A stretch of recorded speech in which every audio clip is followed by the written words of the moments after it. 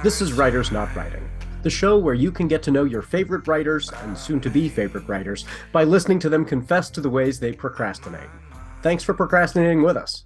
I'm Benjamin Gorman, and the quiet guy behind the glass there is Doug the producer. I write novels and collections of poetry and stuff. Doug tries his best to make me sound better. And each week we have a secret word to listen for. If you catch it, you earn the right to take an extra break at the time of your choosing from whatever is stressing you out. From Not a Pipe Publishing, welcome to Writers Not Writing. Today's secret word is gibberish. If I take my time. Welcome, everybody. I'm very excited to get to introduce today's guest. We have Annie Karl. Annie Karl is a disabled author and the editor of Soul Jar, which is an anthology exclusively by disabled authors. Isn't that correct? Yes, and that's that correct. Drops a week from today from Forest Avenue Press, which is very exciting. Very exciting. Yep. Yeah, that's that is awesome. So thank you very much for being here. How's it going today? Oh, very well, thanks. I just had my flu shot, so if I at some point start to tilt over, that it's just all part of the par for the course, right? Being responsible. Yes. Yeah, I went and got my flu and fourth COVID shot at once and was like, we'll see how this goes. And then the other day when they had that thing where they tested the phone system nationwide. Oh, yeah. I read on Twitter the night before, somebody was saying this is going to activate the chips in all the people who are vaccinated and they will become zombies. And so I shared that with my class and we had just a great laugh when that thing went off. And we're like, oh, how many of us now are craving brains? Right. So we totally leaned into it. Our flat earth will spin on its Exactly. Yes. Right. Mix all of the conspiracies together. Yes. Right. Bill Gates flipped the world by making all of us run to one side of the flipped earth. Right. And Terry Pratchett is spinning in his grave. Yes, exactly. Yes. Going, I told you. Yes, we can see the turtle briefly as we flip over. Yes. So the folks who know the show, who've been following along, understand we always dress up in costume. The folks watching on YouTube can see what we're wearing, and the folks at home, we have to describe for the podcast listeners. So what is it you chose to wear so the podcast listeners understand this amazing costume? I chose to wear a hot pink bra and pull shorts with fishnets under my Totoro onesie, which is a fairly standard costume for me. That is awesome. Yeah. I went with I wanted to go with the Miyazaki as well, and so I went with the wood sprites from Princess Mononoke. So I've got the thing, which when you're bald anyway, like I'm almost halfway there, so that was not a hard one. I mean, yes, we can rock it. We can rock it together, except it's cold in my house, so yes, we're both prepared for that as well. Yes, yeah, right. So I've been so excited to have you on to talk about Soul Jar. This is a really cool anthology that was put together, and you just won a big award at the Pacific Northwest Booksellers Association. What was this award? So it is the Buzz Books award. Basically, during the show, booksellers go around to 8 different publisher tables, and they get to vote for which book they think is going to be the buzziest that's coming out soon or has just released this fall.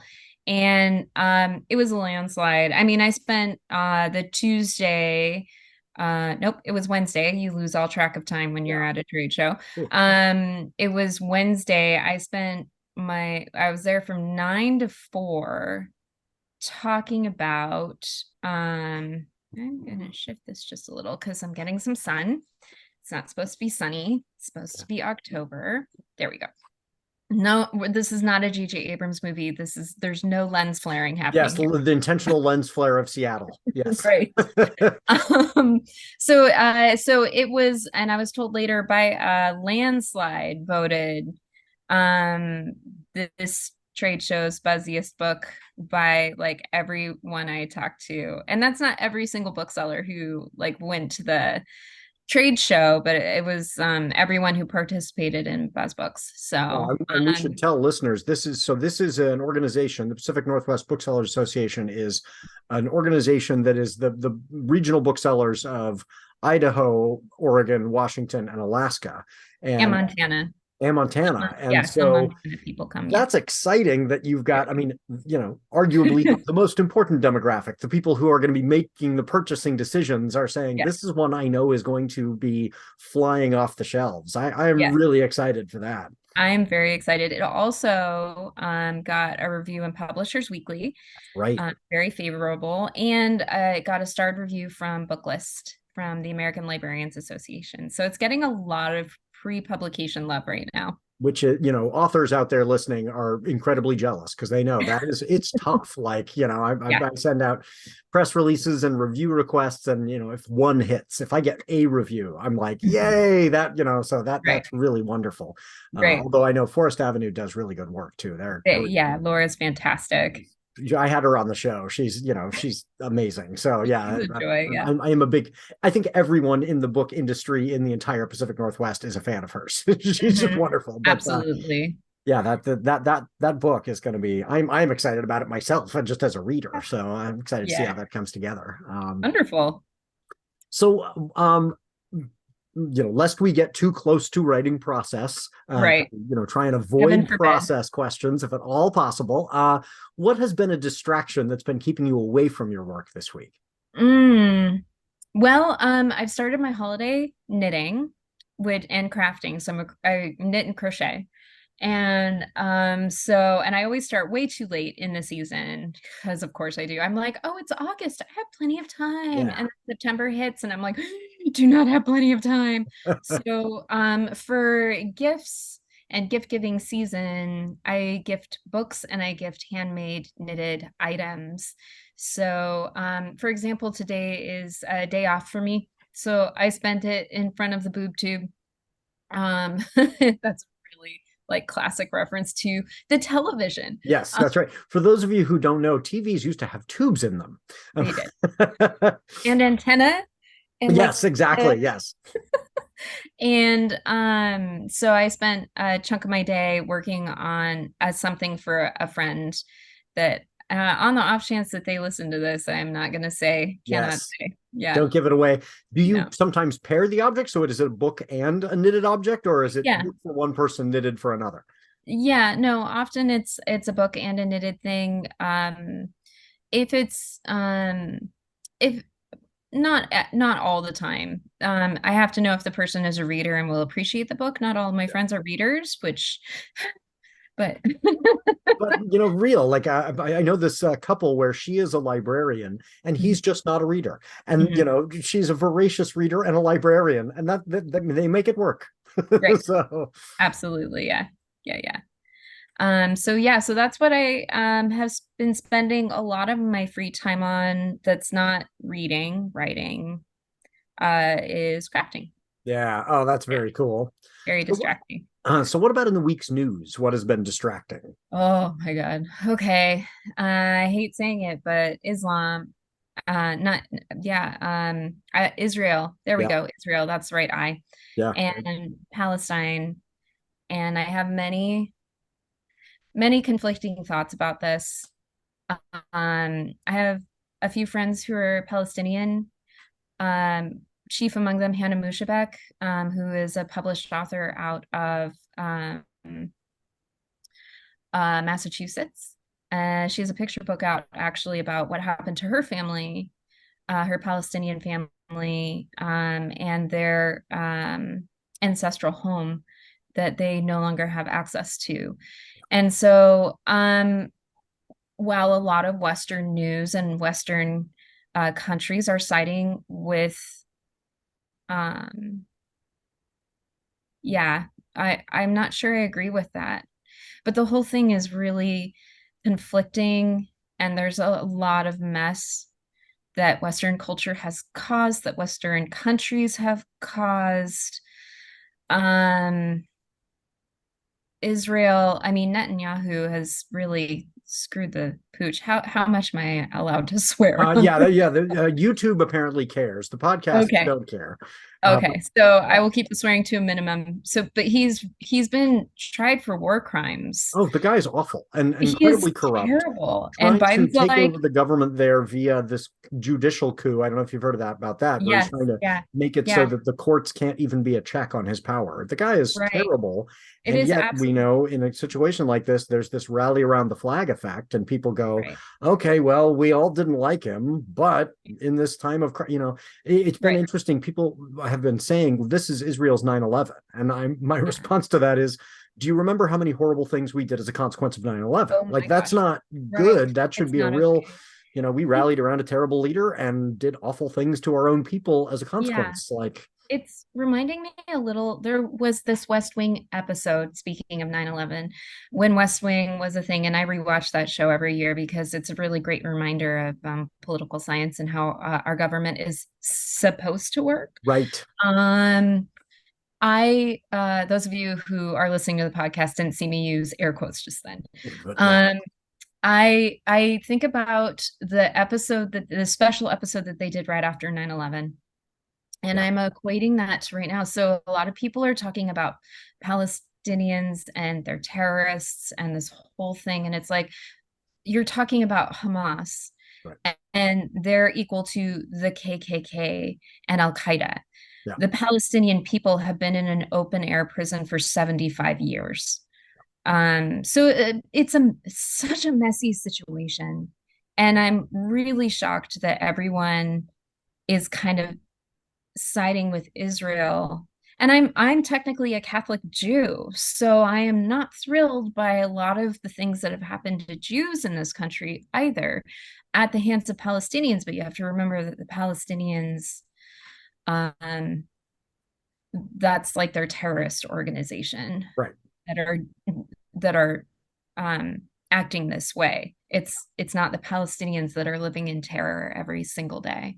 Yeah, we So have such a tendency to oversimplify and to say, mhm, oh, this must be, I have to side with one side or the other. And I'm mhm, going, no, I can feel, the horror for the hundreds of Israelis who were yeah, citizen non-combatants who were victims. And I can also feel for absolutely. the horror of the shelling for the 1,000 Palestinians and more, and I can feel empathy for both. This is really, really terrible for a lot of non-combatant civilians who Yeah, are trapped.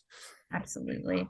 If you look at the numbers, it is every year thousands of Palestinians who are killed by Israeli soldiers and hundreds of Israelis who are killed by Palestinian terror groups or Yeah, terrorists. And I would love it if no one was killing anyone. yeah, I don't love the idea of anyone dying or being killed by anyone else, but it's like the numbers are really unbalanced. yeah. So Western countries and cultures are deciding to weigh in certain ways, and I'm not sure I'm for it. Yeah. Yeah, so that's been real distracting in the last few days, and concerning for me. And friends that I have that are Palestinian and Israeli, and the kind of hate they're gonna get Yeah. for speaking their truths. And so I'm trying to support everyone, which sounds like an all lives matter sort of bullshit. Oops, sorry, No, YouTube. that's, I mean, yeah, that is, I mean, how can we, yeah, it is a quandary because I don't want to say I'm not, I'm not concerned about this or I don't take a stand or, like, Right. but my stand is with innocent children and Yes. innocent civilians walking down the street. And, I'm concerned for folks who are in an awful situation that, I blame Bibi, I blame the British for drawing the lines Mhm. that they Oh drew. my Like, God. Colin like this Irene. goes back a long way. It goes back a long, long way, very long way. And it goes also in that West Wing episode. If you decide to watch it, friends, please do. It's a special episode they did in response to 9/11, and they address a lot of these issues actually, and in a really intelligent and interesting and biblical way, because they take it all the way back to the Bible. Yeah. Yeah. Uh, Well, and I mean, I wonder if people will even talk about the fact that, the Gaza Strip borders on, you hear about, oh, well, the Egyptians have closed the border, but you don't hear the Jordanians closed the border first. Like, Yes. The Jordanians don't want the refugee crisis. The Egyptians don't want the refugee crisis that would happen if the non-combatants were to be allowed to leave. So there are a lot of different forces creating this pressure cooker, and it's going to explode at times because it's awful when and nobody really wants to deal with the underlying issues. So not at all. Right, now that we have discussed that terrible, messy, right, but I mean, I think it's good to not shy away from that. So I don't mind that at all. That and it's been very distracting for me, because I see my friends who are Palestinian who are posting and they're getting called terrorists, and I'm like, well, no, they're actually just using their words. Excuse me as I choke on my own spit. And then I see my Israeli friends who are Jewish who are posting about the whole thing also, and they're being called terrorists. And it's like, can we just not go to that extreme, please? And extend people some some concern and empathy for somebody saying, I am concerned about my nephew who is there, regardless of whether they are American Jew or Palestinian. They're concerned for their nephew. They're a human being concerned for a loved one, and nobody needs to hurl an epithet at the sentiment of being worried about a family member. Like, no, it's a very violent, messy situation right now. So to change the subject dramatically, you've already mentioned one hobby, that's the knitting, which is that gift giving. Are there any other hobbies that pull you away from your work? Constantly, yes. I am a pole dancer. And that's exactly what it sounds like. We don't strip for money, but we often strip because you get warm in dance class. I'm a disabled pole dancer, so that's a smaller group. And I am one of the few physically disabled people at my studio. There are many like chronically ill, invisible, neurodivergent dancers who are at my studio, and that is wonderful. But I think, the most obviously disabled person who dances at Mora Pole and Aerial in Linwood, Washington. Yeah, shout out. Yes, I'll put a link in the show notes. Shout out to them. So when did you get into this? Well, I actually started, so I own a bookstore, the Never Ending Bookshop in Edmonds. Also linked in the show notes, so everybody check out one of my favorite bookstores. So what happened was I originally started out in Bothell, Washington, and then I was essentially kicked out of that space because another tenant wanted it. And I'm not a very political person for that kind of thing. I usually just try to get along with everyone, and that didn't work in my favor at that time. So I found this new space, and it shared a wall with Mora Pole and Aerial, which wasn't Mora at that point, and has since shifted owners, and from 2 owners to 1. And Carrie, the owner now, came over on like my second week in the space and was like, oh, hey, hi, we play really loud music and I give you 6 months before you start dancing here. And she was absolutely correct. I was really curious about it, mostly because as a child, I've been disabled my whole life. I was born with a rare spinal birth disability called lipomyelin. I dare you to spell it, audience members. If you can spell that without not looking sure I it up can on Google. Pronounce it, having heard it only once. Lipomyelin. Did I get it? Lipomyelin. Lipomyelin, so like those meningitis, lipomyelin. Yes. So those of you who are savvy at wording and spelling, this is a good like long wordle sort of challenge for you. Anyway, so as a child and even into like my early tweens, I kept trying to do like gymnastics, ballet, jazz. My sister was a ballet dancer for a long time. And I had almost every single instructor tell me, no, you're not a good dancer. I didn't look like any of the other students. My body is, I'm sitting right now you can see my baldy head with my shunt. That's from stage 4 non-Hodgkin's lymphoma 15 years ago. I'm in remission. I'm cured. I've been good for 15 years. Those of you who are watching on YouTube can see that. But I've been disabled my whole life. And so being told that at a young age that I would never be a dancer or a gymnast, except for one coach who thought I could enter into the Special Olympics. But at that point, it was more for mental disabilities, like severe mental disabilities. And so I didn't really qualify at that point for Special Olympics. So when Carrie came over many years later, this was 4.5 years ago, and said, "You're gonna start dancing here any minute." And I was like, I Just don't think believed so. in you right from the jump. Yeah, she really did. And I was like, no, I'm not a dancer. But I hadn't really found a fitness thing. Like, I don't love walking. Walking for me is a challenge. I can't run at all. I have fused ankles, so that's not a thing. I hate the gym with a violent passion.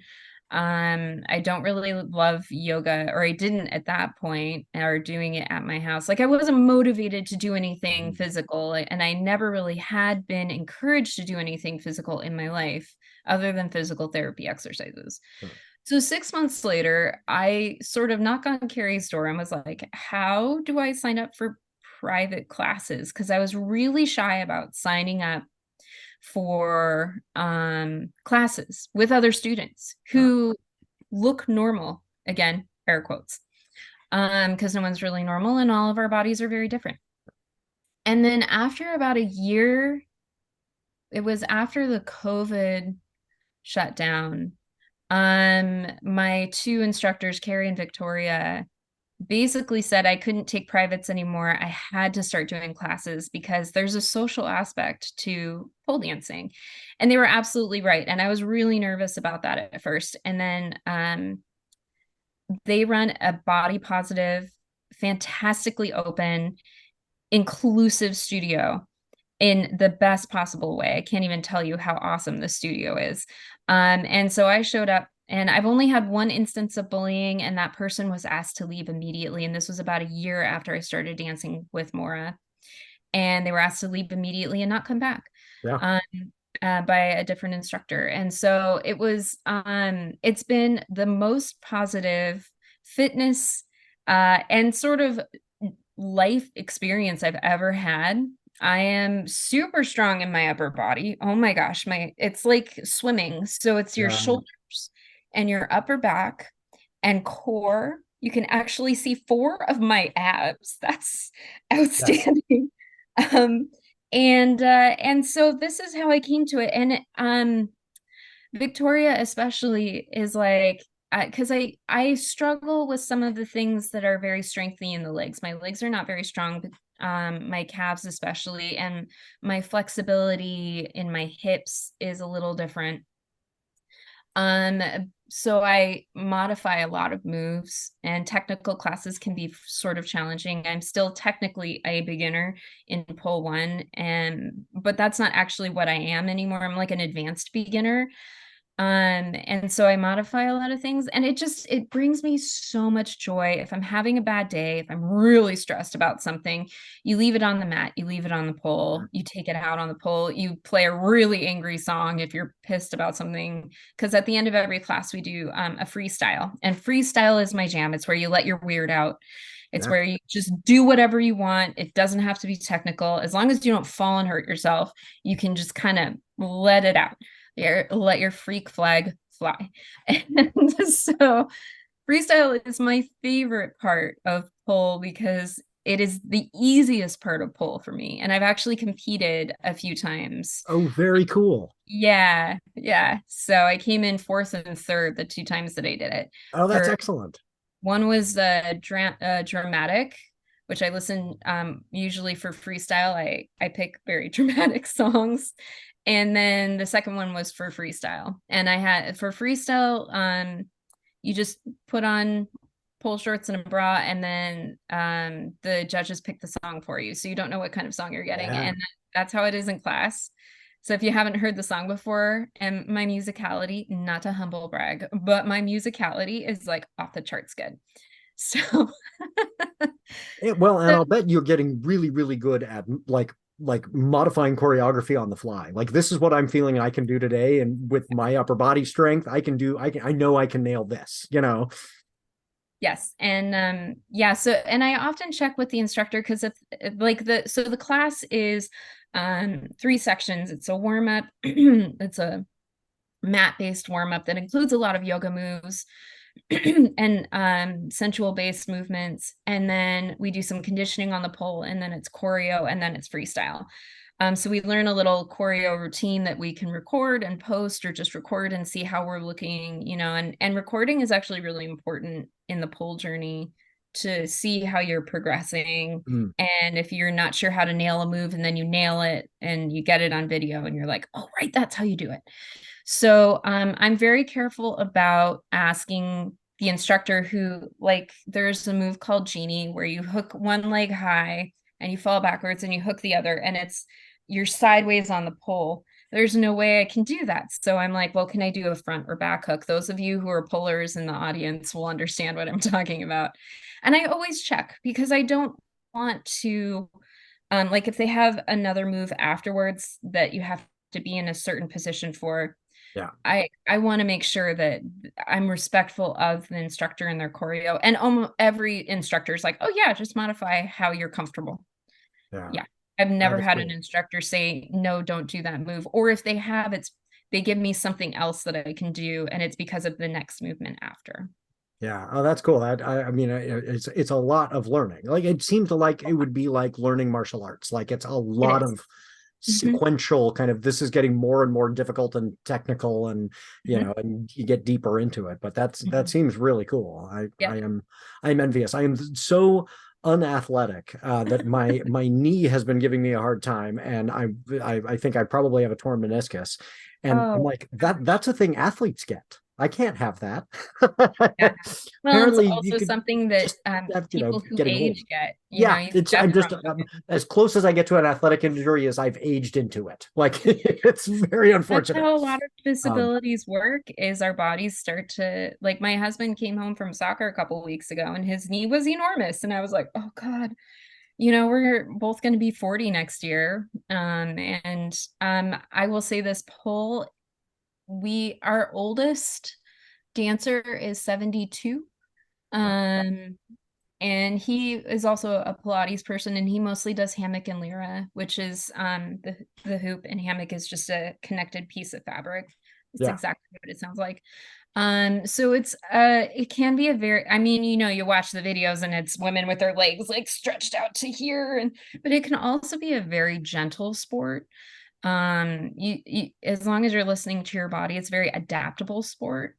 They're talking about having it in the Olympics, and I'm like, hell yeah. Have you seen what some of these people do? There's a reason they're earning money in clubs. Right. Well, yeah, it certainly is incredibly demanding. It is always interesting to me, that kind of line between sport and art form. Like this is an art, and you know, judging the art in a competitive way then makes it a sport, and that is, you know, that is you know, because there are going to be judges, and there's always going to be an element of subjectivity. It's not like who crosses the finish line first, you know, and so that is interesting. But you know, how do you draw that line? If you know, if water dancing is a sport, then absolutely pole is a sport. Like, you know, it's this art form. Rhythmic gymnastics too, I think, is the closest analogy I've heard. That would make sense. But also, water dancing. Yep. Yeah, or trampoline is now an Olympic sport, I believe. Yes, you know, I saw that. Yeah. So yeah, that is very cool. Yeah, that's and it is nice that it can be a lifelong thing. Like, you know, I've thought about just doing like Tai Chi, like just something to, you know, I'm not a combatant. I just need to be limbered up and, you know, take good care of my brain too. It'd be good for my mental health. Give it a try. You know? If you have a pole studio near you, you should totally like. Yeah, I should. That would be actually, that would fit my personality really well. I would get a big kick out of that too. Like, you could do it with your partner. Yeah, you're looking great lately. What's up? I've been doing pole, and people would just I'm serious. Like, yep, that's right for you. If you look up some of the male pole dancers, I follow a few, and they're flexy and strong. They're flexy and strengthy, and it's like Yeah, and the strong thing just like I just go, oh, that's other people, but you get there. Like I just have to convince If you're myself. ever in Seattle, let's do a pole foundations class Oh my together. gosh. Yeah, we That would be totally super. should do that. Yeah. I love that idea. Yes, Yeah. that's what I need. I need somebody who's going to be gentle and be like, yes, I understand that lifting up your body weight is challenging for you at this point. Don't worry, you'll get there. Yeah. Yeah, let's do that. Yeah, Next time you're that in would be town, let me know. that would be a total kick. It would Yes, be now I'm super like, fun. I need to plan a trip up to Seattle. That would be so much fun. Yeah, it would be cool. So one of the things I always ask folks about to just help readers get to know you is if you were a Dungeons and Dragons character, what would be your race and class? If the character wasn't one you were making up, it was actually you, but you as a D&D character, what would be your race and class? I would be a Dragonborn cleric. And why so?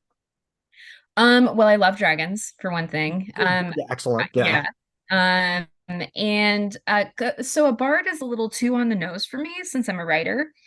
I'm not a singer and I don't write songs, I write books, but I feel like I want to I don't want to nail myself down to just one pigeonhole. So a cleric is a magic user.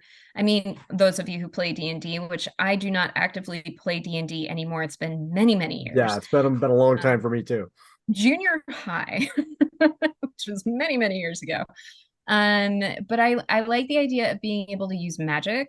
I've always loved the idea of being able to use magic. So, and I just I love the Dragonborn. I think they're a really interesting race. So Dragonborn cleric, which are actually a bit unusual. I was doing a little research about them in D&D, and you have to really work hard to become a Dragonborn cleric. And is that because of the kind of lore of the Dragonborn, or why is that? Let's see. I looked it up on Google, so this is not knowledge that I have that's just to myself. So I looked it up because I wanted to be a Dragonborn cleric. And Dragonborn, the best class for them is barbarians, bards, fighters, paladins, sorcerers, and warlocks. And I was having none of that. So Dragonborn clerics dedicate their lives to one of the three great dragons, Manyohi, Dragon Lord of Life, Ahdieh, Dragon Lord of Knowledge, who I would like to dedicate my life to. Or Buluku, Dragon Lord of Justice. Justice. That's more paladin-y. Yeah. So it's a little bit harder since Dragonborn are kind of beefy and tend to go more for the barbarian roles. And it's like, well, no, let's have a thoughtful Dragonborn. Wouldn't that be cool? Yeah. That'd be really cool. Well, and clerics are often the healers of the party too. So you'd have magic, offensive and defensive magic, which would be cool. Yes, very cool. Okay, so you're being ambushed. 3 level 1 goblins jump out at you in the forest. Level 1 goblins. What do you do? I have my 20-sided dice. I borrowed some dice from my husband who is actively D&D. Yes. I would like to use my knowledge of words because I follow Ahdieh. And Dragonborn speak 3 languages and can speak Common and then 2 others. And I don't remember what the 2 others are because, but I would like to approach them with language and with knowledge and kind of talk them down that way. Yeah. And then use my sword if I can't, because, But as a backup, start with, the de-escalation. De-escalation, yeah, for sure. Love it. And I looked it up, and goblins speak Common, so that is something we have in common. Yes, so you've got a common tongue. You can explain to them, this isn't wise for you. Look at me. I'm kind of I have magic and I have the muscles. And right. Yes. Let's maybe not do that. Okay, well, we're going to go to our ad break. When we come back, I'm going to ask you what you've been daydreaming about. This week's Writers Not Writing is brought to you by November Reconsidered by Marc Janessen. November Reconsidered is, what else? A book. A poetic journey through the month at the leading edge of winter.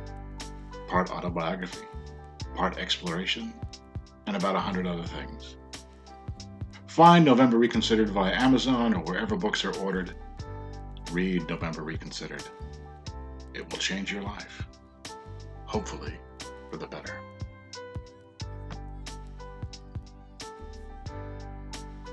And if you'll permit me a little log rolling, the sequel to my novel Don't Read This Book comes out on October 17th.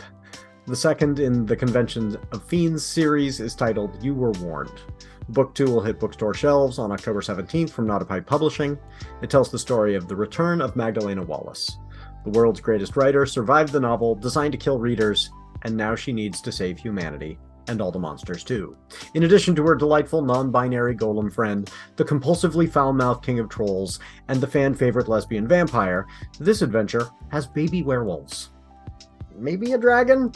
Certainly a lot of social commentary and existential dread, a moderate amount of dismemberments and exsanguinations, and jokes. I love these kind blurbs from writers I respect so much. Be warned, this book is packed with monsters, comedy, action, romance, and adorable werewolf pups, writes Karen Eisenbray, author of Ego and Endurance, the Daughter of Magic series, and the Saint Rage duology. It's action-packed, filled with fantastic creatures, hilarious and sharp.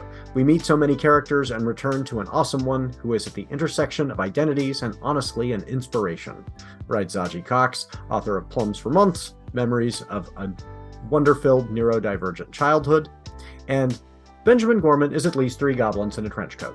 There is no other logical explanation, writes Maren Anderson, author of Sparks, who is at least 3 winged unicorns in an off-the-shoulder A-line dress. There'll be a joint launch party for You Were Warned and Kate Ristow's Shadow and Shimmer, the third in her Shadow Girls saga, at Rose City Book Pub on Saturday, October 28th from 3 to 5. That's at 1329 Northeast Fremont Street in Portland. Costumes are encouraged, so dress up as your favorite monster or mythical creature, or just dress as a human ready to teleport into the universe of a great book. The whole family is welcome, and the book pub offers wonderful food and beverages. There will be games, prizes, and an opportunity to get your copies of your book signed. I would love to see you there in person on October 28th. Welcome back, everybody. So, Annie, what's something you've been daydreaming about lately? I honestly have been daydreaming about the holiday season. And next summer. I know those are really concrete things. Next summer, Ian's family does a family reunion every year, and next summer I think I've talked them into doing it on Cape Cod, where my dad is from. Neat. Oh, and cool. My uncle owns my grandparents' house now. After they passed, he bought it from the trust, and we can fit half of our group in there. Yeah. So I've been thinking about what a fun trip that would be, to introduce my in-laws to my family. We're all nuts, which I know is not like a really great phrase to use for mentally disabled people, but we're all a little kooky. I think we'd all get along great, and there's a lot of drinking that goes on. Yes, that's right. It would make sure it's well lubricated and everyone will get along for the entire time. Yeah. The other thing I've really been daydreaming about and haven't had a lot of time to focus on is my next I have a few projects in the works. Heaven forbid we talk about writing for too much, but I have this story, and I don't know if it would be like, I usually write short form. I usually write short stories or novella length books, or novelette even. I'm not really in my teens and early 20s. I was very prolific and wrote very long, sweeping epic fantasies, and I have a 7-year-old and a job. So, and that's interesting, because I wonder to what extent we grow out of the kind of ranginess that sometimes infects the epic, where it's like, I don't know why this side quest happened for 50 pages. And so we end up writing tighter work as we go. I mean, some of it could just be life happens and we've got 10,000 other things to do. But yeah, I think there's something in the craft of writing tighter too. Yeah, I found that I really enjoy seeing how short I can make a story. Now, I don't do flash fiction. That's a little too short for me. But usually about 5,000 words is where I like to sit with a short story.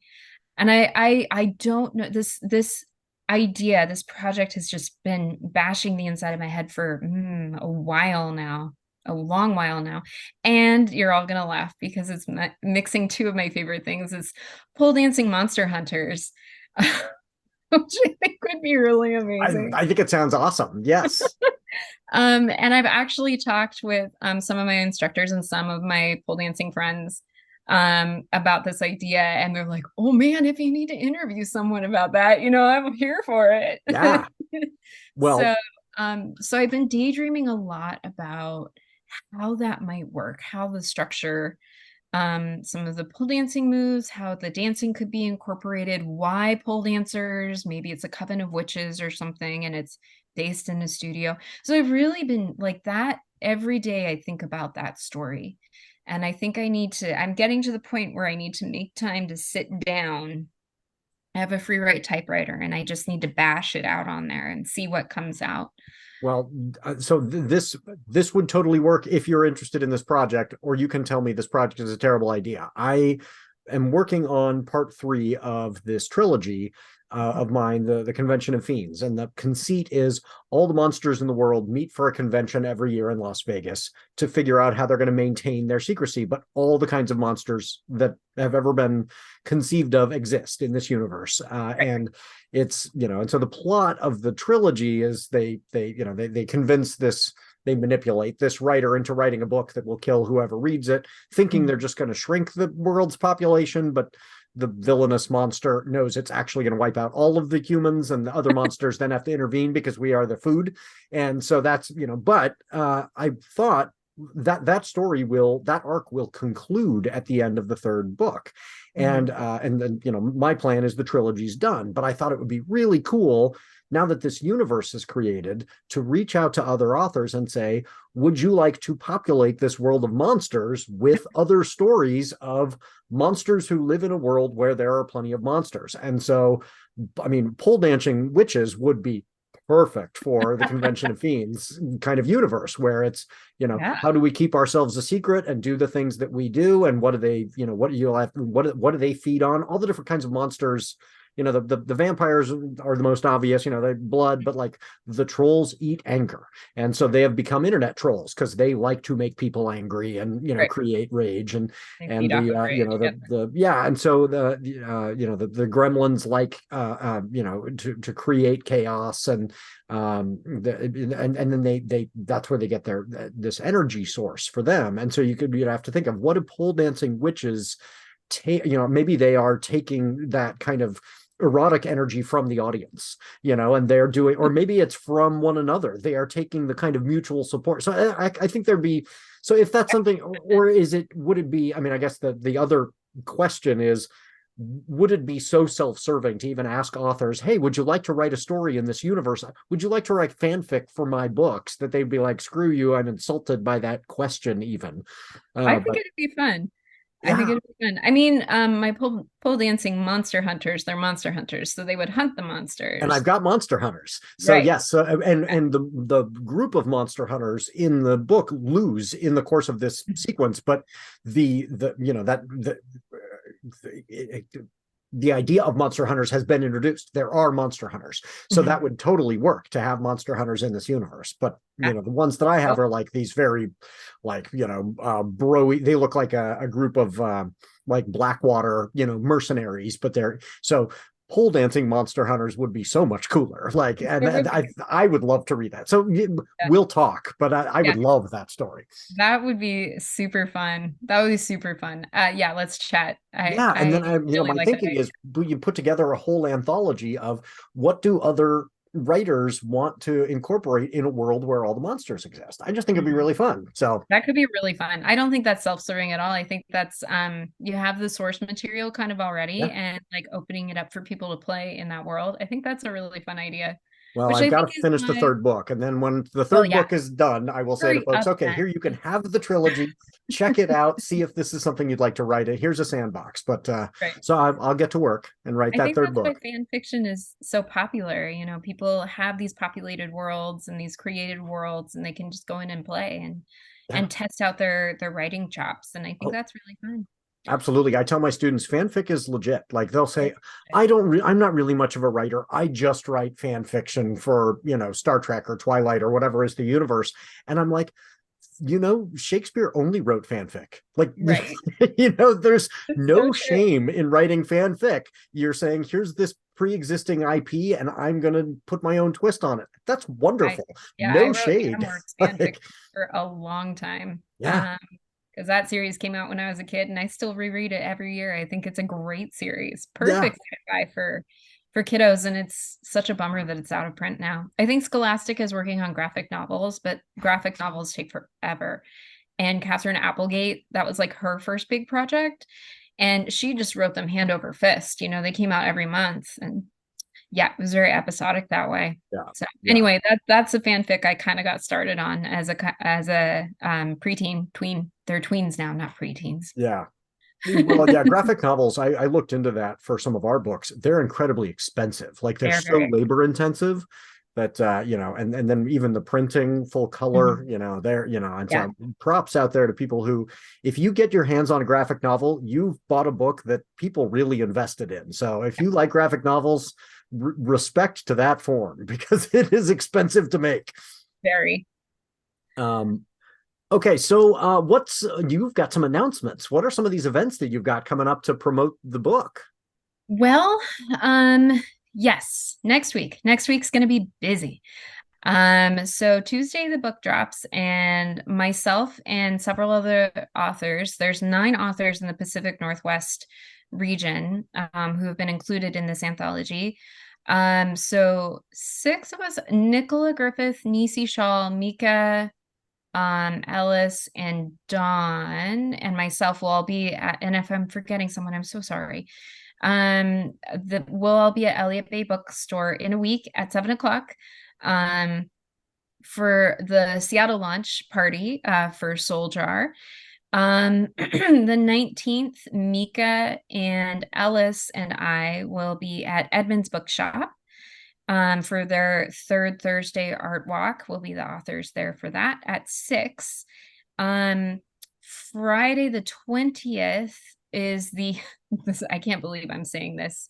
And I am a bookseller, and I understand that booksellers need unions. Yeah. But a nationwide union would be wonderful for independent booksellers. Yeah. But go booksellers and unionizing. Yeah. We will be doing the Portland launch party at Powell's City of Books, which is going to be really exciting. And I feel like I sort of have arrived as an author a little bit there. And that will be with Travis, Ellis, Dawn, Christy, George. Oh, I know Mika, myself, Laura Stanfill, the publisher, will be there. Bunches of people are going to be there, so that's going to be a lot of fun. I might be able to make that one. That's going to be on the 20th. On the 20th at 7, yeah. I would. That's near my neck of the woods, and I would love to come up and see all those folks. That would be great to. Yeah, I get to see. But it would be great to get to meet Nicola Griffith too. She's amazing, and she won't be at the Powell's one. Yeah, she won't be at the Powell's one, but you get to see her this next week. But she's got a new book coming out too. I should reach out to her and see if I can get her on the show as well. But Meanwood came out on the 3rd, and it's a sequel to Hild. Yeah, and so she's blowing up right now because everyone's real excited because it took 10 years for Meanwood to be released. Yeah. So she's in everyone's orbit right now, and she wrote the foreword and has a story in the anthology. So we are expecting some national attention for that. She won't be at Powell's. She'll be at Elliott Bay. If she's not exhausted, she has MS, and I think all of the post Meanwood events will have. But I mean, what folks should take from this, what I hope everyone is hearing is, if you like Meanwood, you need to buy Soul Jar because you need more Nicola Griffith. Right afterwards, that's the next book you buy. Everyone does, yeah. Yep. And then so before the Powell's event, some of the authors and I are doing a podcast interview with Ken Jones for Jonesy at KBOO, which I'm like, that's the NPR affiliate for Portland. Okay.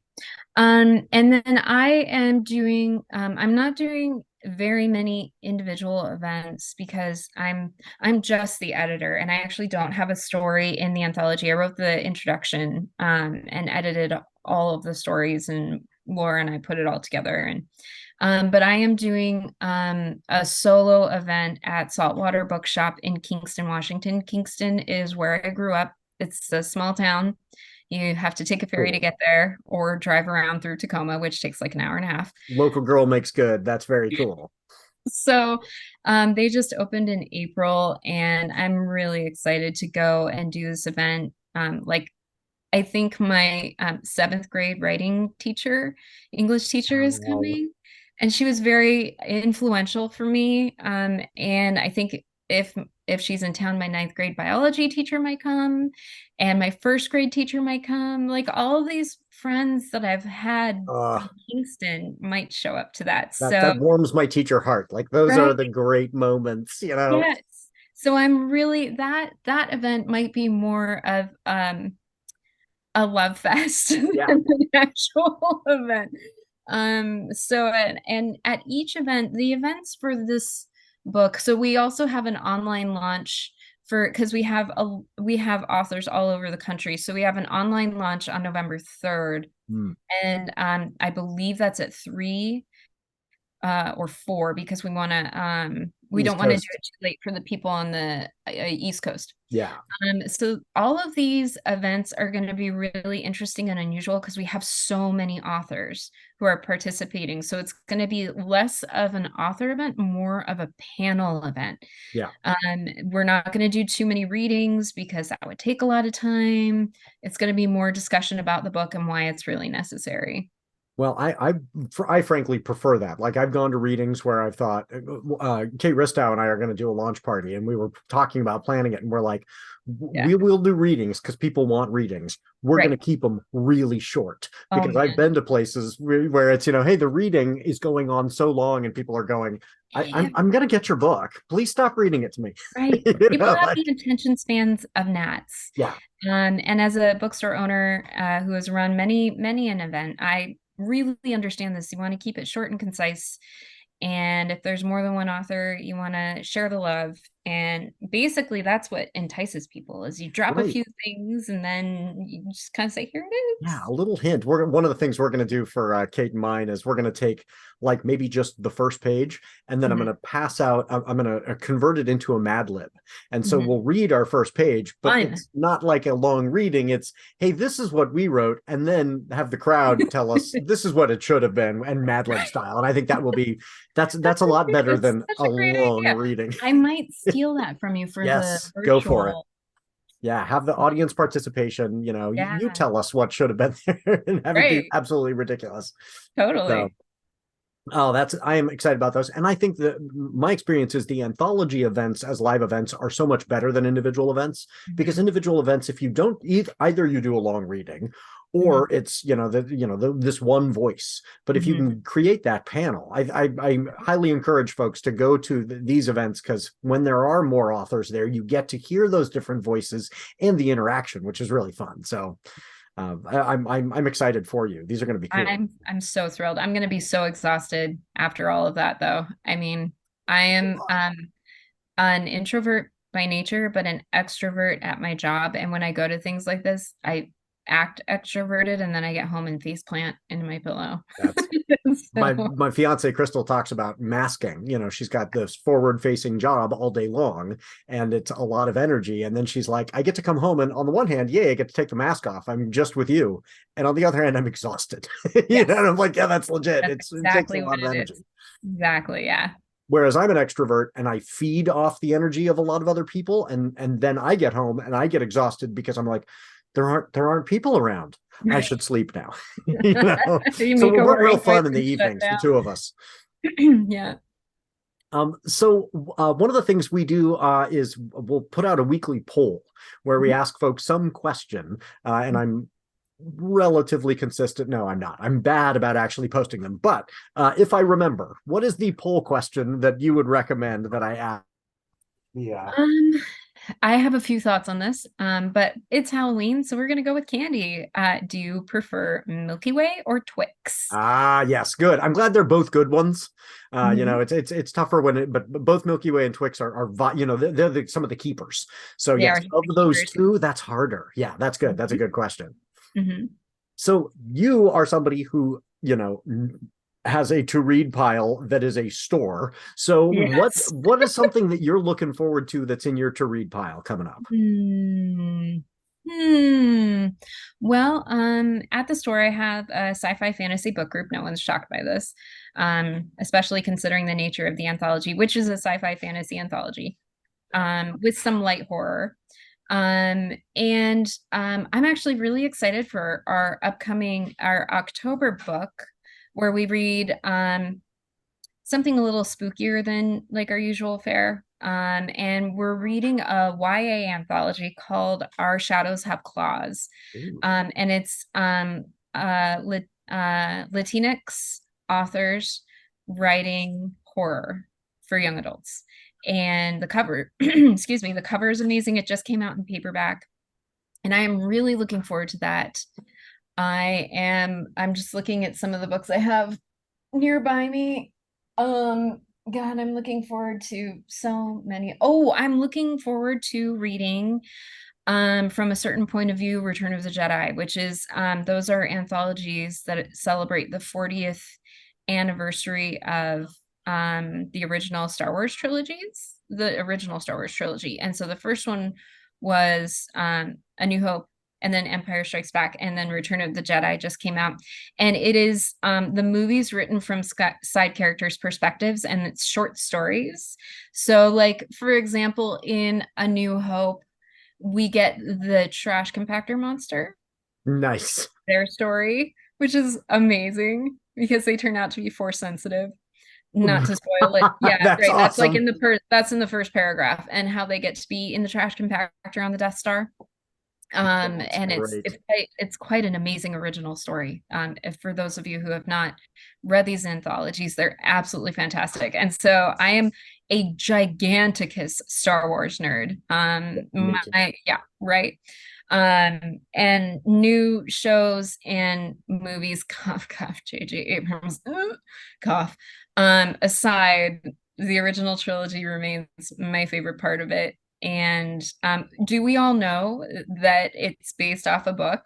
The original Star Wars movie is based off a book by, here's your trivia for the day, Alan Dean Foster wrote the original Star Wars novel with George Lucas. Yes. And George Lucas basically ripped him off. So Alan Dean Foster retaliated with Splinter of the Mind's Eye, where Luke and Leia get together and Han Solo is like out of the picture. And I think that book is out of print. Yeah.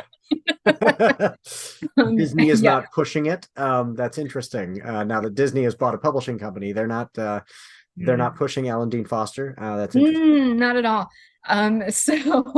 So that's your trivia for the day. But yeah, I love any sort of take on the original trilogy that's like this. This was when they announced the first anthology that's just called From a Certain Point of View. I was so excited because you get like the Jawa at the beginning from when C-3PO and R2-D2 get on the Sandcrawler. It's really they're neat anthologies because they are very side perspectives of these movies. So yeah, I'm really are any of them considered canon, becoming canon, or are they all considered legends and just for fun? Oh, the 3 anthologies are sanctioned by Disney, so it is the Disney publishing company that is putting them out. Yeah. I'm trying to see if I have one nearby me. I need to get these for my son. We spent last night messaging back and forth for hours about whether or not there was any way Filoni could kind of redeem 7, 8, 9 with a time skip and what comes after, and Noah's saying no, it's impossible. They're that's interesting. Nothing, because generationally, you and I are going, 4, 5, 6 are home, right? That's and then for him the apex of Star Wars is the cartoon Clone Wars, so he's loving Ahsoka, right? Right. And which no argument from me. And Right. like we were joking about, you know, a generation from now, his kids are going to be saying, no, Dad, you don't understand, you know, 12, 13, 14 are the best. And, Right. you know, and you know, and he's going to be going, no way, that's terrible, that's blasphemy. And they're going to be going, Grandpa agrees with us. And he's going to be going, Grandpa didn't mind 7, 8, 9. He has no, you know, taste. He just wants any Star Wars he can get, you know. So yeah, So I would I will really say this. My husband Ian saw on the internet recently, and it was on Facebook, so it's like a completely unverifiable source. But Dave Filoni is announced that he's going to do Heir to the Empire in 2025, which I have no idea how they would do that because Han Solo's out, Harrison Ford's out, Carrie Fisher is no longer with us, unfortunately. And I mean, my deepest regret, my favorite non-movie character is one of the coolest non-movie characters either. And you all think I'm going to say Mara Jade. My finger is up, but it's not Mara Jade. It's Winter, Oh. who is Princess Leia's spy master. Mm. But she has a photographic memory and she remembers everything she hears. And if I think it's a legend now, but there's a book called Scoundrels that Timothy Zahn wrote. That is a heist novel. It's a heist novel with Han Solo, Lando Calrissian, Chewie, Winter, and a couple of other characters that are non-movie characters. Winter is my all-time favorite because she is Leia's handmaiden, like her head handmaiden, but really she's her spy master. That is cool. Spoiler alert. Yes, I should tell you my Timothy Zahn story. So I was at a conference and as a bookseller and was sitting at this table, and this conference advertised out, we're going to have Timothy Zahn. This is going to be so great. And then they set us up in this room that was like off the beaten path, and nobody could even figure out where are the booksellers at this place. It was like, here's where the people are in costume and here's where all the merch is, and then the booksellers are in this other room, and then Timothy Zahn was like in a corner that people couldn't even find, but he was right next to my booth. So I got to hang out with a very upset, frustrated Timothy Zahn for, you know, for a whole, he's delightful. Like he was totally great. And the 501st found us. And so we got all these pictures with me and Timothy Zahn and these guys in this awesome costumes. It was so wonderful. But not good planning by the people who were running the show. No. Like, don't hide Timothy. You've got Timothy Zahn, you know. But yeah, he was very cool. And the people who know, they know. Yeah. They know who he is. So I was just going to show my copy of From a Certain Point of View, The Return of the Jedi, and I'm looking. So actually, the publisher, if we can all see the spine there, which is really blurry, but it's Random. I cannot see it there. What is it? But we will put a link in the show notes as well. It's Random House Worlds. So it's not actually Disney. But it was obviously sanctioned by Disney because it has this in the front page, 40 years Return of the Jedi. So they must have worked with Random House to put out those anthologies. So I'm excited for that. I'm excited for like every book I pick up that's my next read. I'm like, I'm so excited for this. Yeah. I'm that kind of a reader. Well, and that's the way I am too. I get very, very excited. And if, you know, I used to not, for many years, I avoided series, and I don't fully know why, but it was like, oh, this is a one-off, but this is a series I don't want to invest. And lately I've been going, oh no, I love series. And so I'll get into these series that are long and I'm like, wow, but yeah, it's that excitement of book 5, you know. So let's see. So the next question I got for you is, who should I invite on this show? Oh, I think all of the people that I would think of, you've maybe had, like Kate Ristow and Laura Stanfield, Gigi Little, who's the cover artist for... I have not had Gigi yet. She would be very cool. Gigi would be amazing because she does cover art for all of Forest Avenue Presses. She's done a couple of ours too for Not a Place. Yeah, she's fantastic. Fantastic work, but I've not had that, you know, but she would be great to have on. That's a great suggestion. She's amazing. Yeah. I would also throw out there my friend Lish McBride, who has an incredible sense of humor. She writes young adult and she's supernatural. So her very first book was Hold Me Closer, Necromancer. What a And great title. I know, right? The sequel to that is even better, Necromancing the Stone. Oh gosh. Right. Her sense of humor is outstanding. She is self-publishing, and not the evil self-publishing, but self-publishing with the help of Vlad Vereno at Vervolta, who published my second book, Nebula Vibrations. So she's self-publishing a romance series that's a supernatural romance series. All of her books, except for a few in the necromancing series, are set in the Seattle area. She has an outstanding, like I keep saying, she's the funniest person I know, and she's very dry. Like, you're not quite sure if she's joking or not. She's very dark. I love it. That's right up my alley. I mean, I just heard the title, was like, sold, done. I need to read that. Yeah.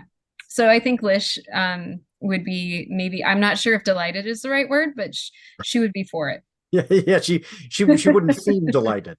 Yeah. Yes. Oh, that's great. I will reach out. Fan. Yeah, that's wonderful. She's wonderful. So Gigi and Lish and Martha Brockenbrough.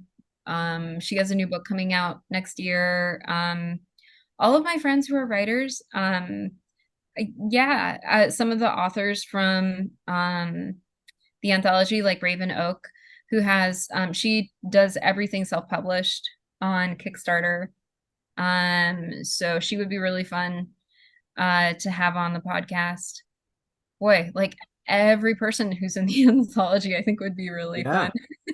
Well, and that's great for me. I mean, it's just a menu of folks I can reach out to. So I'm gonna say you have 31 authors to choose from. Yeah, so it is 31. So what are the variety of lengths of the pieces? We didn't go over 5,000 words. Okay. So we didn't. First of all, that could get really expensive for Laura. Yeah. And second of all, managing that many authors is like herding cats, and managing authors anyway is like herding cats, because we all have our own ideas and own thoughts, and I think that's really important and necessary. But after Laura did Dispatches from Anaras, which was her anthology celebrating Ursula K. Le Guin, she swore off anthologies. Yep. And about a month later, I pitched her this idea. And she was like, God damn it, Annie. I've had that exact same experience where I will never do another anthology. Oh, wait, this is a really good idea. We are going to do this. This is a really good idea. So I'm going to do. They are a ton. I mean, I give you credit editing wise too. It is a lot of work. It's a lot of work. Yeah, it was a lot of work. My job kind of ended after content editing, because I'm a content editor. I am not a copy editor, like even a little bit. Grammatically, you know, I know about the Oxford comma, and that's the most important thing, right? Agreed. So once we went to content or copy edits through the press, my job wasn't over and still isn't over, and I'm doing a lot of publicity with Laura.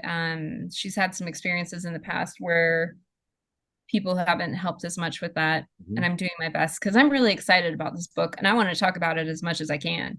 Yeah. So yeah, that is always one of the challenges is, you know, some authors are wonderful at telling folks, look, I wrote something, and some are just mortified and they're saying, nope, I'm never going to tell anybody about this ever. And I'm going, you know, you're not keeping a diary. You need to tell people that you've written a thing, but that it can be very, very challenging. And so I'll go into an anthology going, this is going to be so wonderful. I've got a sales team of 31 from the jump. No, you don't. You've got you know, some people who will really push it. And you know, I've had folks on the show who've been in some of our anthologies, and they are calling up their local bookstores. They are, you know, doing events. They're out, they're here on the podcast, they're doing stuff. And then some folks are going, nope, I just don't feel comfortable being seen. I write this, you know, and that is very challenging. And with authors who are minority, our marginalized group is notoriously the invisible marginalized group.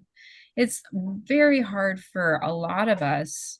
And I speak from experience myself, and for some of our authors, And the way society responds to people like us is not great. Yeah. It's the opposite of great. It's terrible. Yeah. And that's that adds a layer of intimidation, I think, that makes it very hard for people to come forward and say, yes, I do want to. And now I'm definitely that kind of person. This is a project I believe in, that I think is really important. I think it's important for it to be in the world. And a lot of people are like, oh, well, it's not nonfiction. What? It's science fiction. And they get all snobbish about it. And it's like, well, no, this is an important medium for my community to be seen in. Right. Because it's speculative. It's telling the future. It's not fortune telling, but it almost is. A lot of speculative fiction has come to pass. AI Terminators any minute now. Yeah. Yeah, algorithm, you didn't hear that. Yeah. We still want people to see the show. Don't make the AI angry. So it's I'm willing to be the person who speaks up for it. And I think maybe, and we do have a lot of neurodivergent authors. That's harder for people or who are physically disabled. And it's obvious even in a podcast or a YouTube video. That's really hard for a lot of people. And so I think probably because I believe in this project so much and I want it to be in as many hands as possible, I'm doing a lot. Laura is doing the bulk of the legwork, but I am backing her up every way I know how. And I'm making suggestions. And we just submitted all of the stuff for John Scalzi's Big Idea blog. Oh, so it's going to be featured we on should John tag him. Scalzi. I'll actually tag him in some of my tweets about the show. Like, hey, Yeah. John Scalzi, I know you've liked something I tweeted once. I've decided you need to, Yeah, so cool. it'll be on his, I think he said October 30th is when he's going to feature it on his Big Idea blog. Oh, how so cool. That is really exciting. And we had one of our authors, Jay Viner, suggest that to us. And I was like, oh God, I cannot email John Scalzi. I can't email John Scalzi. And then when I got his email back, his acceptance back, I was sitting on the couch with Ian. Calvin had gone to bed. We were watching something silly and mindless. And I was looking at my email and I was like, John, who do I know that's a John? Because I totally forgotten about in the moment. And I handed it to Ian and I was like, who is John? And he's like, honey, this is John Scalzi.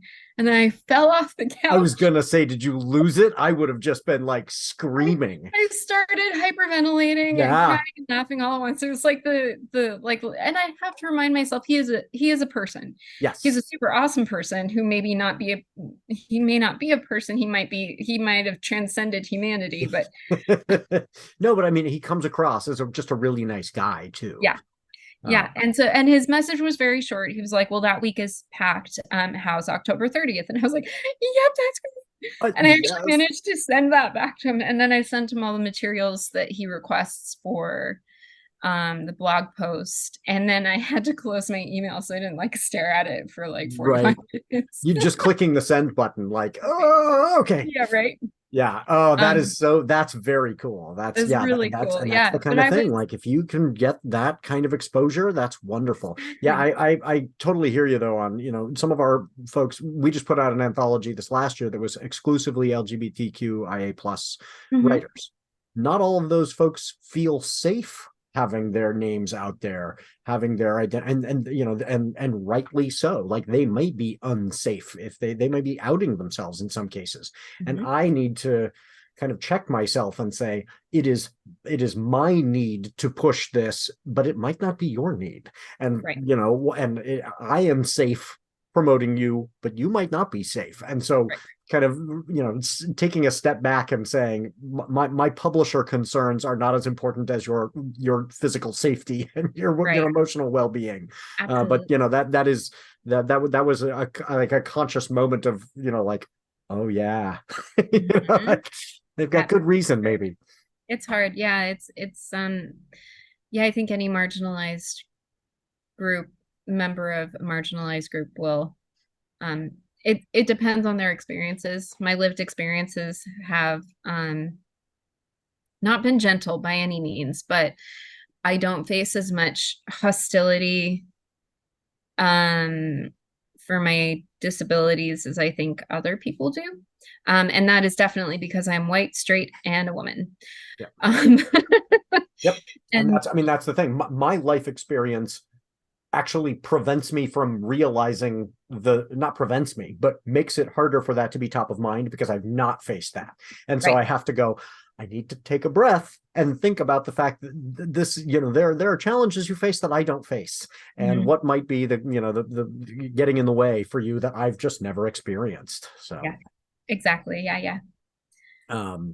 Well, I am so excited about this release and all of the good fortune that it is having too. I think it's going to be, it's going to be out there and in the world, and I am excited to have it in my hands as well. So, you don't have a copy yet? I don't have a copy yet. Well, next week. Yes. Okay. Next week. Yes, I've got. Oh yeah, I'm absolutely going to be. If it wasn't, if it was a few months out, I would have sent you a copy. But since it's just next week, visit your local indie, please. Those of you that are listening. Well, I bet they'll have them at. I was going to get mine directly from Laura at the Portland Book Fest. Yeah. Oh yeah, I bet she'll have has booth, so I always like to support the press directly if possible. So I tell people, go to the Forest. I think Forest Avenue has a store for their online store as well. They do, yeah. They have a store on their website. If you see them at a convention or a book festival or whatever. Also, if your indie bookstore doesn't have it, go in and demand. Yeah, it helps. Order it in. Yes, you are helping the author by asking the local bookstore to get the book that they don't have yet. So please do the author a favor by saying to the bookseller, I would like you to carry this. I promise they will get it for you. You're also doing the indie a favor by shopping with them. Yep. And it might not be a book that's on their radar. Not every bookstore knows about every single book in the universe. That's just not how it works, speaking as a bookstore owner. Yeah. And you create that relationship with the bookstore owner so that they're saying, and next time you walk in, I know you liked Soul Jar, you should check out this thing because that bookstore owner knows books better than you do. So, please form that positive relationship with your indie bookstore owner. The random person working for a giant corporation does not know you, but the indie bookstore owner is your resource. Yes. And booksellers. Yep. Indie booksellers. Yep. Indie booksellers are amazing. They are amazing and should be paid more. Yes. And should be compensated as such. Very as such. Yes. Their knowledge is incredibly. Yeah. Books is amazing. Yeah. Well, and the whole model of, I'm going to go to this website that doesn't know me or care, and I'm just and find something. It's not designed for finding. No. So go to your independent bookstore and ask, and then there's somebody who can actually say, I know you now. This is what you like. You would like this other cool thing. That's so much better than, the algorithm recommends in an email. Oh, yeah, absolutely. I'm also going to say most libraries will order in books that they don't have. So go to if you don't have the funds for buying it, go to your library and see if they have it. Yeah. Yeah. And if you do have the funds, you can, in some cases, we highly encourage you to buy a copy and then give it to someone and say, check this out. There is nothing wrong with giving a book to somebody and getting that out into the world. As writers, we're like, I want to be read. That's the point. So that is the point. Buy a copy and then give it to somebody. Absolutely. Well, I'm very excited about that. Okay, so before we sign off, a couple folks I have to thank. Thanks to the artist Max Oakland, who reached out and provided one of his songs for our intro song, I Prefer the Dusk. Let Max know you like it and follow him on Twitter at Max Oakland with 3 Ds. Thanks to Halizna CCO for their song Kids for the ad break. If you're in a band and would like a song of yours used on the show, I'd love to highlight a listener's work like Max's song, so email that to me. Thanks to Doug the producer. We are in process of finding a last name for Doug the producer. So if anybody's got a good idea for a name for Doug the producer, put that in the comments. Cannot forget to mention, Writers Not Writing is a production of Not a Pipe Publishing. So please go to notapipepublishing.com, check out the amazing books written by writers who didn't procrastinate too much. If you like this show, rate and review it wherever you found it. And please check out Annie's Soul Jar, 31 Fantastical Tales by Disabled Authors. Tell a friend about it. Click on that 5th star, write a short review, make Annie's day. It does not take long to write a review. Click on that 5th star button. It is very easy for you, and it helps Annie out. And I'm too old to tell you to smash that like button, but if you could tap on the like button for this show too, I would greatly appreciate it. So Annie and I want to give you some advice or some recommendations for this next week. Annie, what's something people should take into their week? I have a hard time with this sometimes, but my advice to everyone is be kind to yourself. And you don't have to have all the answers. I'm someone, I have a lot of anxiety, and I can get obsessive about certain topics. And they just go around and around and around in my head. Have no fear. I have an excellent therapist who helps me with a lot of these things. And knitting is a good outlet for anxiety as well. So if you're looking into crafting, that might not be a bad idea if you have some anxiety. Be kind to yourself. And as we say in pole, leave it on the mat.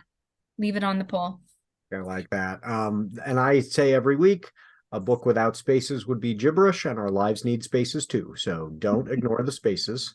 And third, no matter how much you procrastinate, we're still proud of you. Yes, very proud. Thank you, Ben. If I take my time,